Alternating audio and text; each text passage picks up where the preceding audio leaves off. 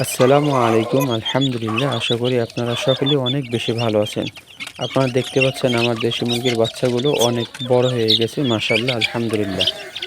এক কথায় বুঝে আপনারা দেখেন আমার বাচ্চাগুলো কত বড় বড় এবং সাইজ এবং স্বাস্থ্যসেবা সব দিক দিয়ে ভালো আছে।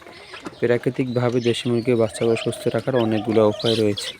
তার ভিতর থেকে আপনারা এদেরকে মাঝে মাঝে আদা পেস্ট করে খাওয়াতে পারেন, কালো জিরা পেস্ট করে খাওয়াতে পারেন। এতে করে দেশি মুরগিগুলো সুস্থ থাকবে। আমি কিন্তু একটি ভ্যাকসিনও করাইনি, কিন্তু তারপর দেখেন আমার মুরগিগুলো কত স্মুথলি এত শীতের ভিতরে ভালো রয়েছে। আপনারা চাইলে আপনার দেশি মুরগিগুলো এমন সুস্থ রাখতে পারেন।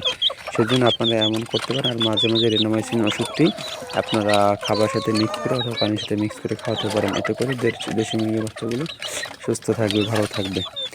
তো আপনারা যেভাবে করেন আশা করি আপনারা অনেক উপকার পাবেন এবং লাভবান হতে পারবেন এবং একটি বাচ্চা মারা যাবে না আশা করি।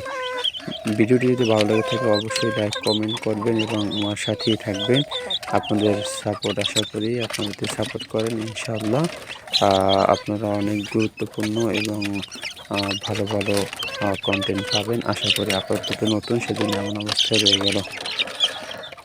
আর মাঝে আপনারা একটু কাজ করতে পারেন যে আপনারা খাবারটা তো নিয়মিত খাবেন, মাঝে মাঝে আপনারা জিঙ্ক সিরাপটিও ব্যবহার করতে পারেন। তা দেখা যায় যে মুরগির বাচ্চাগুলো দেখতে অনেক সুন্দর লাগবে এবং অনেক ভালো থাকবে। তখন আমি খাবার করে দিচ্ছি, ওরা কত স্মুথলি খাচ্ছে।